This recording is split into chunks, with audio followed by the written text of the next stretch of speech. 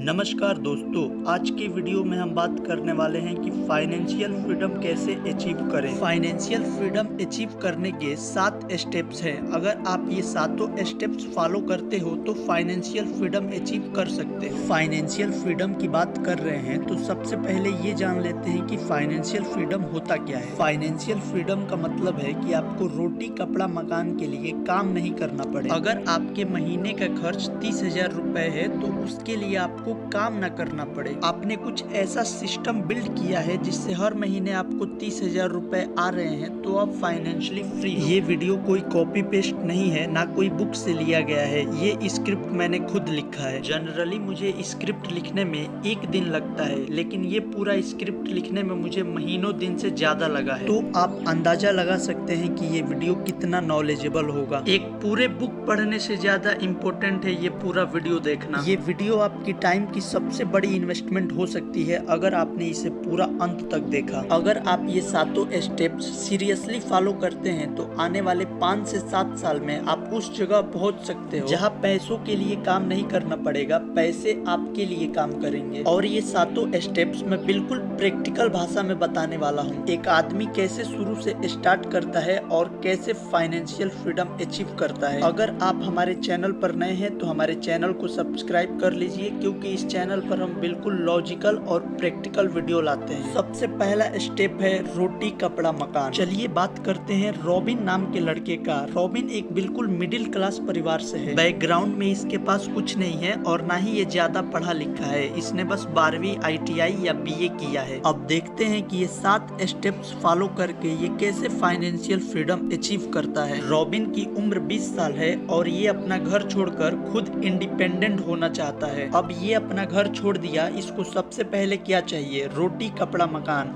यही हमारा first step है। ये वीडियो कोई कॉपी पेस्ट नहीं है, बिल्कुल प्रैक्टिकल लाइफ देखकर मैंने ये स्क्रिप्ट बनाया है। अगर आप ये वीडियो लास्ट तक देख लेते हो तो आपको कुछ ऐसा नॉलेज मिलेगा जिससे आपकी पूरी जिंदगी बदल सकती है। वीडियो बिल्कुल प्रैक्टिकल होने वाली है। ये वीडियो आप खुद से रिलेट कर पाओगे। अब रॉबिन को चाहिए रोटी कपड़ा मकान। रॉबिन को अपना जरूरतें पूरा करने के लिए पैसे चाहिए, तो वो एक कंपनी ज्वाइन करता है। वो एक कंपनी में जाकर काम करता है और उसको सैलरी मिलता है 18,000 रुपए महीना। अब रॉबिन खुद पर इंडिपेंडेंट हो गया। अब यही से रॉबिन की फाइनेंशियल जर्नी शुरू होती है। अब कितने लोगों के दिमाग में ये थॉट आता होगा कि 18,000 की सैलरी से कोई कैसे फाइनेंशियल फ्रीडम अचीव कर सकता है। तो 18,000 की सैलरी से बिल्कुल कोई फाइनेंशियल फ्रीडम अचीव नहीं कर सकता। लेकिन यही पर गेम है। यही देखना है कि रॉबिन वो क्या स्टेप लेता है कि वो 90% भीड़ से बाहर निकल जाता है। अब रॉबिन को अपना पूरा नीड फुलफिल करने में 18,000 की सैलरी में सिर्फ 10-11,000 रुपए बचते हैं। 6-7,000 रुपए उसकी नीड पर खर्च हो जाते हैं। रॉबिन एक इंटेलिजेंट लड़का था। वो बहुत सी फाइनेंशियल वीडियोस देखता था, तो उसको फाइनेंस की अच्छी नॉलेज थी। उसके पास 10-11,000 रुपए बचते थे, तो उसने क्या स्टेप्स लिए सबसे पहले ये जानते हैं। उसने सबसे पहले एक 6 महीने का इमरजेंसी फंड बनाया। उसको वो फंड बनाने में 6 महीने लग गए। वो एक अमाउंट 50,000 रुपए अमाउंट इकट्ठा किया और उसे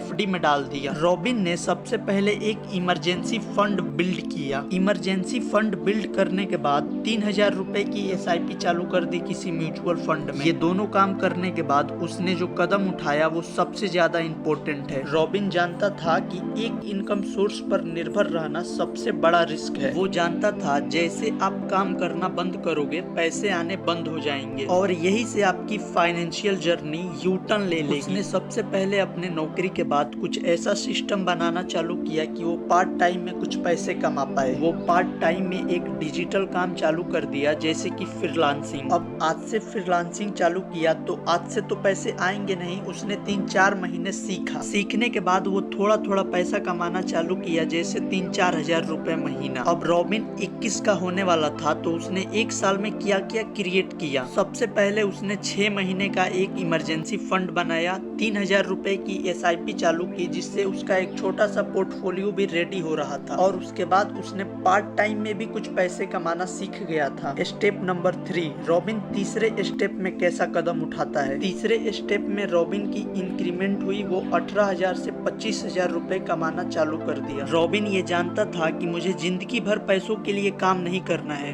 पैसों को काम पर लगाना है। अब सबसे बड़ा सवाल ये था कि पैसे कैसे काम करते हैं। इस वीडियो में मुझे छोटी सी छोटी चीज कवर करनी है। मैं बिल्कुल प्रैक्टिकल वीडियो बना रहा हूँ, इसमें कुछ भी हवाई जैसा बात नहीं होगा। रॉबिन को ये जानना था कि पैसे कैसे काम करते हैं, तो उसने सबसे पहले सीखा स्टॉक मार्केट। अब रॉबिन ने स्टॉक मार्केट्स के वीडियोस देखे, क्लासेस लिए, क्योंकि वो जानता था कि बिना सीखे मैं स्टॉक मार्केट में पैसे लगाता हूँ तो मेरी मेहनत की कमाई भी डूब जाएगी। उसने सबसे पहले पेशेंस के साथ स्टॉक मार्केट सीखा। रॉबिन की इनकम धीरे धीरे बढ़ रही थी। वो 25,000 रुपए अपने जॉब से कमा रहा था और पार्ट टाइम में फ्रीलांसिंग करके 10,000 रुपए कमा रहा था। रॉबिन ने अपने स्किल्स पे ध्यान दिया, वो स्किल्स सीखते गया, उसकी कमाई बढ़ते गई। अब रॉबिन अपने पैसे स्टॉक मार्केट में लगाता था। वो ऐसे स्टॉक में अपने पैसे लगाता था जो उसको ईयरली डिविडेंड पे करते हो। रॉबिन ने एक और इनकम सोर्स बनाया। वो ऐसे स्टॉक्स में पैसे लगाता था जो उसको ईयरली डिविडेंड देते हो। अब हर साल उसको डिविडेंड मिल रहा था, तो वो भी उसका एक इनकम सोर्स बन गया। रॉबिन धीरे धीरे ऐसा सिस्टम बिल्ड कर रहा था कि वो काम ना करे तब भी उसके पास पैसे आए। देखो रॉबिन देखते ही देखते कितना सिस्टम बिल्ड कर चुका है। वो सबसे पहले एक नौकरी करता था, पार्ट टाइम में फ्रीलांसिंग का काम करता था।